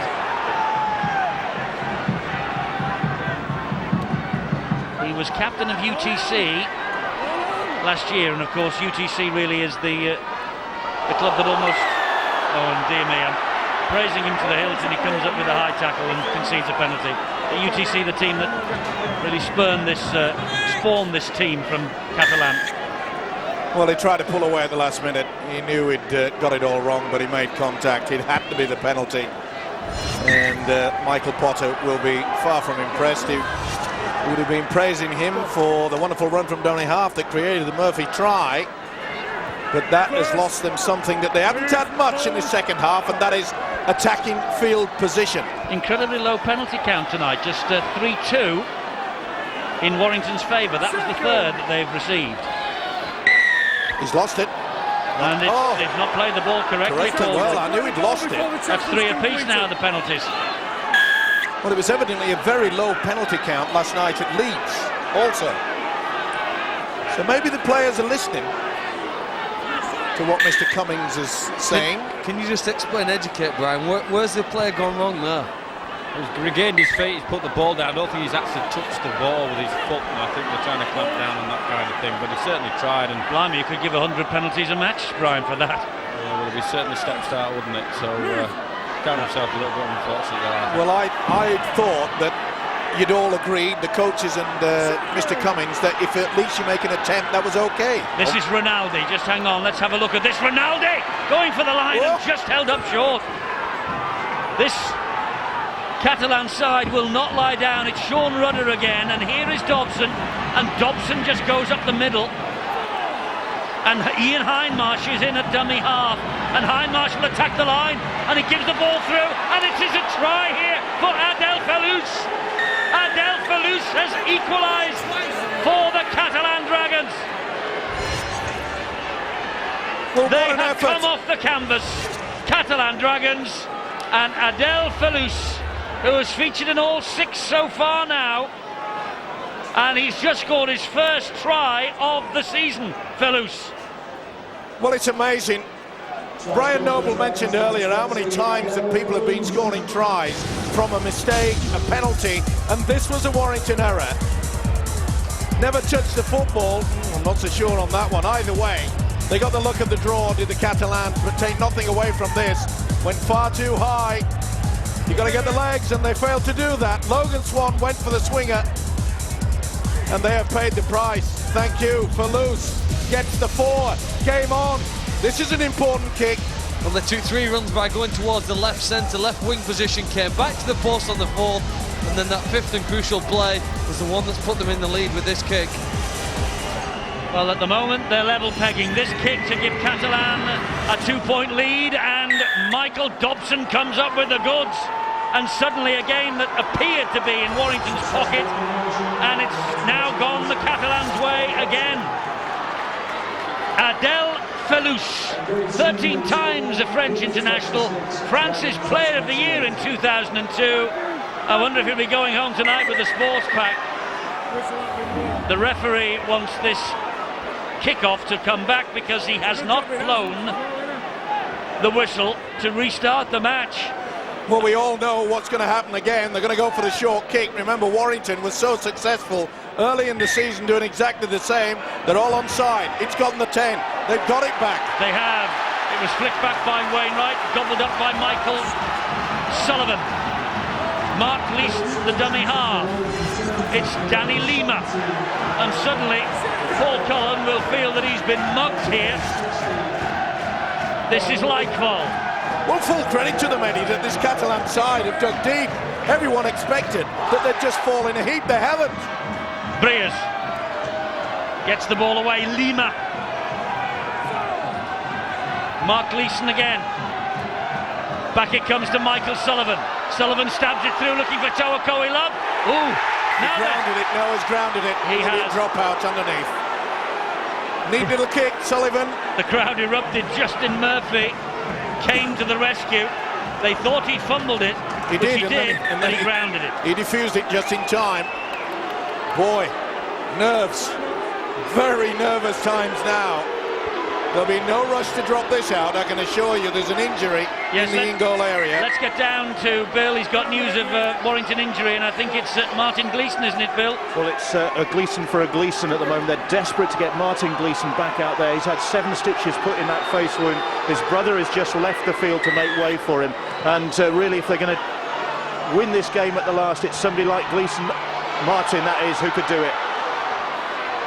Yes, Martin Gleeson, what a brave effort from him. Just here again, if you're newcomer to this sport, there is a player on the field tonight, Martin Gleeson, with 7 stitches in a face wound, and he carries on regardless. The bravery of the players in Super League is absolutely remarkable.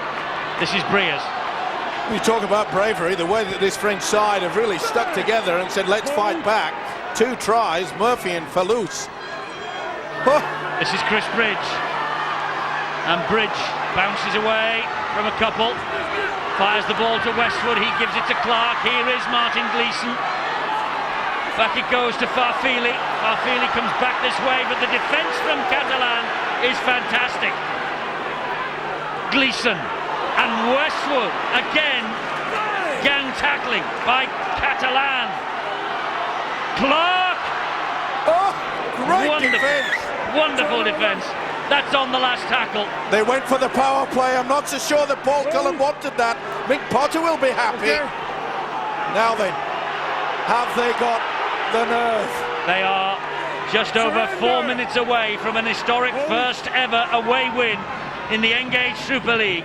The Catalan Dragons, and nobody inside this ground tonight can say, honestly, they do not deserve it, because they do. They need to get some distance on these runs. They've done quite well there. They've got up and over the 20-metre. It's a significant zone. They get out of there. They've shifted it actually now up to the 30. And there's going to be a good kick on the end of this. Warrington are going to have to score from deep. And Hindmarsh got a bit of a smack in the chops there from Chris Bridge. He could easily have been penalised by Steve Ganson.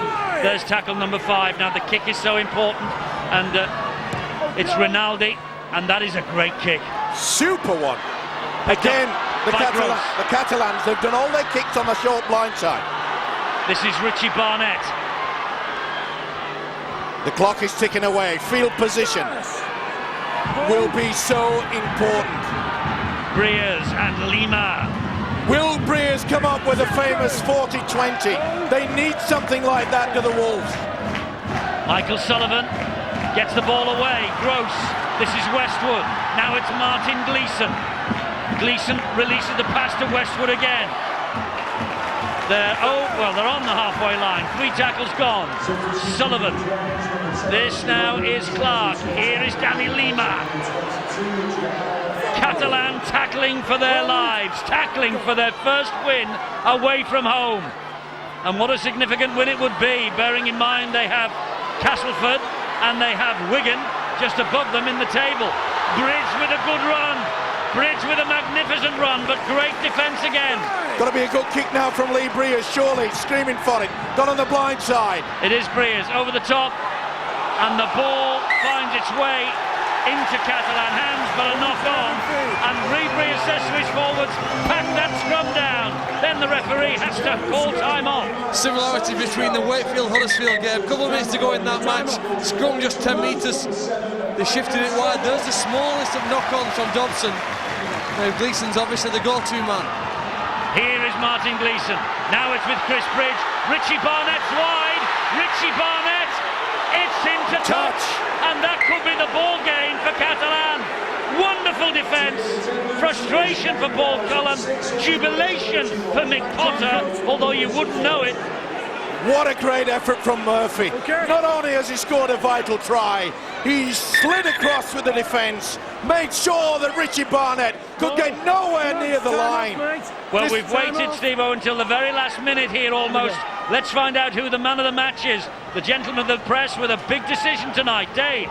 It's been a real headache, but we've come up with one. We thought Michael Sullivan has had a great impact for Warrington. John Clark's been a stalwart for them on the night when they've not played particularly well. We've been very impressed with some French performances. Gregory Muniz, Mick Dobson, but the man who played so well in the first half and has come back to fight into what looks like a great victory, Julian Rinaldi.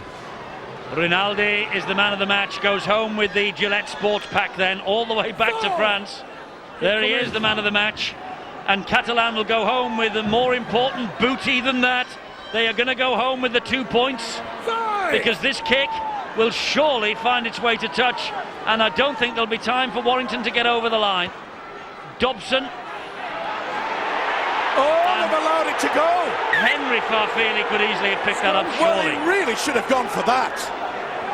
That'll be another 15 seconds to set the scrum. Again, we see Catalan going on the kicking game on the blind side. Well, he really should have gone for this. Hesitation. They need to do something from deep within. They're swarming. He's got them for offside. Oh, there'll be a kick another 30, 40 metres downfield. Breers wants to get on with it. Dumps the ball into touch just over the halfway line. 15 seconds and counting. Now there's 10. This is the last throw of the dice for Warrington. It's got to be up in the air, surely. Oh, they're going wide with Gleeson. Gleeson, that's a nothing kick. This is a victory for the Catalan Dragons. The Catalan Dragons have won their first match away from home. Mick Potter has come in and waved the magic wand, and Paul Cullen just gives a little shrug of the shoulders. And how delighted are the Catalan Dragons with this performance, and why shouldn't they be? Warrington established a 26 points to 16 lead after 61 minutes, and they looked as though the game was in the bag. Then Murphy and Felous came up to score 2 tries, and they have won a quite memorable victory here in Warrington. 28 points to 26. Julian Rinaldi is the man of the match, and here he is talking to Bill.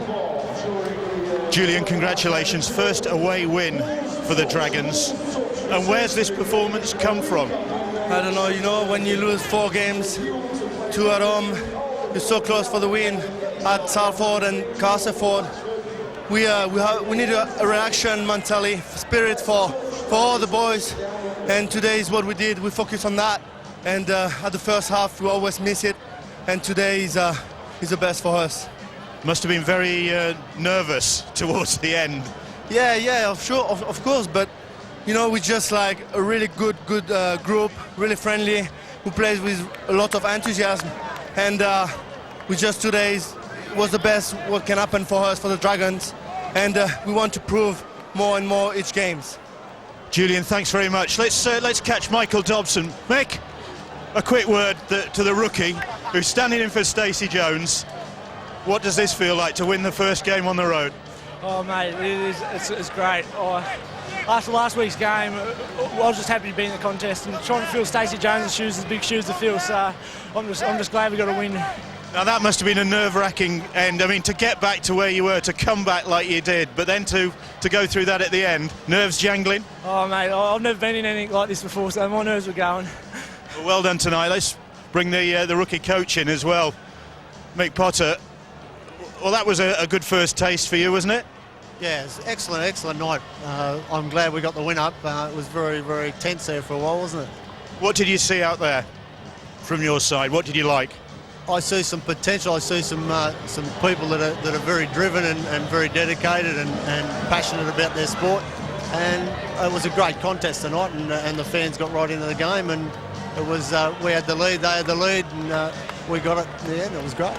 And has that exceeded your expectations? Yeah, I was happy that they were competing, and to get the win is great for the club. And a great deal of character out there as well. I think so. I think there's some great signs for the future, and we'll just go and have a look at next week, Salford. Thanks, Mick. Good luck in the job. Thanks, Ben. Well done to Mick Potter. Well said and well played his team. A first win in the Super League away from home for Catalan Dragons. Fantastic. Here's the confirmation of the final score: 26 points to 28. Over 9,000 here to see it as well. Most of them Warrington supporters, apart from about 15 over on the far side with the Catalan flag. Warrington supporters go home disappointed, but what will that do for the game in the south of France? And it puts Wakefield at the bottom of the table. It puts Wigan next to bottom, and Harlequins 3 off the bottom, and the Catalan Dragons move up 4 places as a result of that victory. I know it's very early days in the Super League season, but my word, the Catalan Dragons have surprised everybody here, and a great win, and very well deserved. We were giving them praise at half-time, but it looked at one stage, Brian, as though Warrington were just going to press the gas, move on, take the points. 26-16 up. They fought back brilliantly, didn't they? Well, Catalans only went in their half twice in the second half and scored twice. Yeah. So they've got some offensive potential there. Potts will be pleased as anything about that one. And I just thought Warrington had found enough spark. You know, I thought Sullivan sparked them up, and Parker and Wood, and had a couple of big bursts up the middle. And, you know, I thought they could have gone to the fringes a lot more where they looked really, really dangerous, Warrington. But, you know, you've got to give Catalan full credit. They stuck in there. They thought, no, we're not playing to this script that Sky Sports have written and Warrington have written and everybody else has written and I'd written. And they went out there, changed the script and got themselves down the other end of the field, scored 2 tries and hung on desperately towards the end there. The nerves were jangling for everybody, weren't they? The nerves were jangling, and Mick Potter, no wonder he saw some potential there, Phil, because that was a sensational performance from them. Big in defence. Rinaldi came on again off the bench in the second half, changed the course of history. Do you know, I bet the Dragons wish they were on Sky Sports every weekend. We've seen them twice, they've won twice, haven't they? And we said at half-time, really, it's being consistent that's the difficult thing when you move up a level in sport. They've got some really talented French players who can offload the ball and can put a hit hard in defence, support the ball carrier, and I think that as the season goes on, they'll only develop and get better.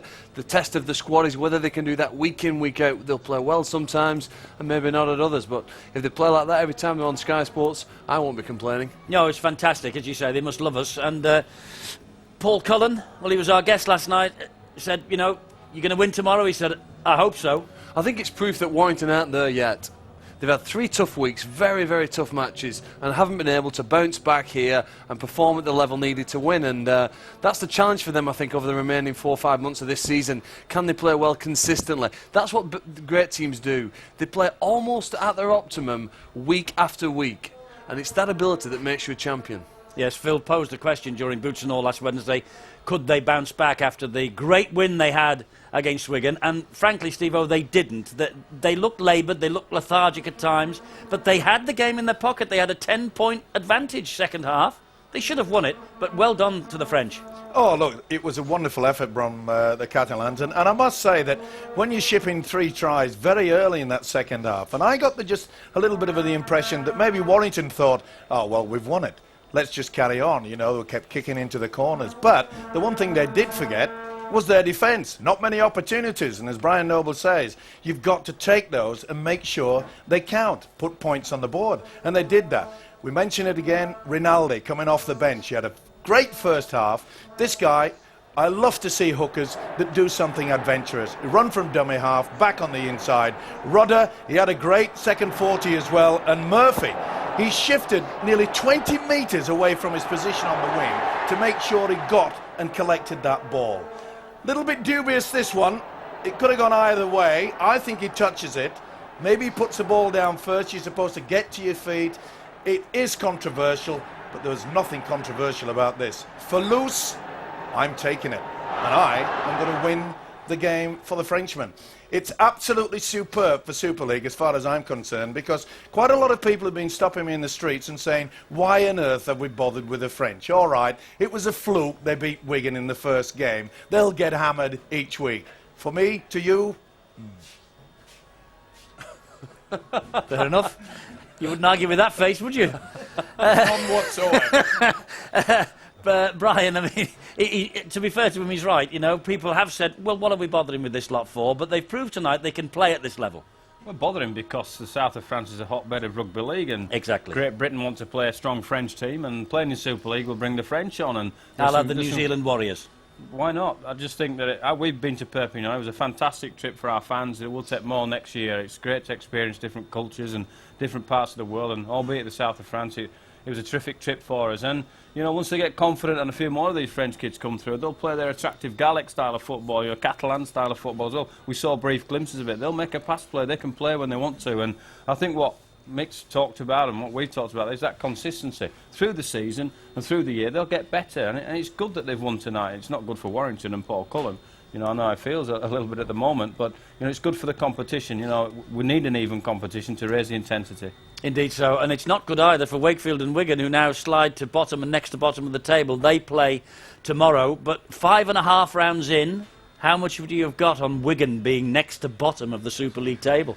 I think it was one of those, wasn't it? With so many new players, they're either going to be next to top or next to bottom. And I think as the season progresses, they will improve. But it's a massive match at the Jungle. I bet there'll be a huge crowd down there at Castleford tomorrow for that game. What is it, 3:30 kick-off at Castleford, you were saying earlier? It's going to be a fantastic game now. Wigan under pressure. You get to see what some of the players are made of when you're really under pressure in sport. And can they perform and can they get the win they need? And Wakefield against Hull isn't a bad one either. That also kicks off at 3:30, and that's a vital match for those two clubs now as well. Hull, of course, on a bit of a roll of defeats also. Oh, it's a great season already, and as I say, we're only 5.5 rounds into the competition.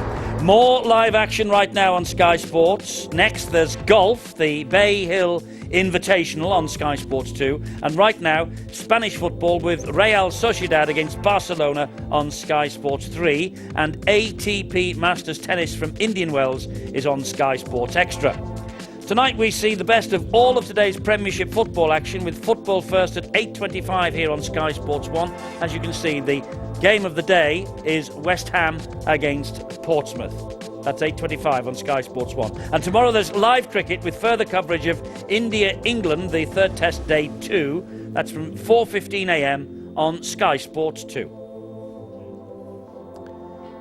Now, Sunday morning, and the NRL from Australia is underway. St George Illawarra Dragons against the Penrith Panthers, plus all the other tries scored in the NRL this weekend. 10:30, Sky Sports Extra.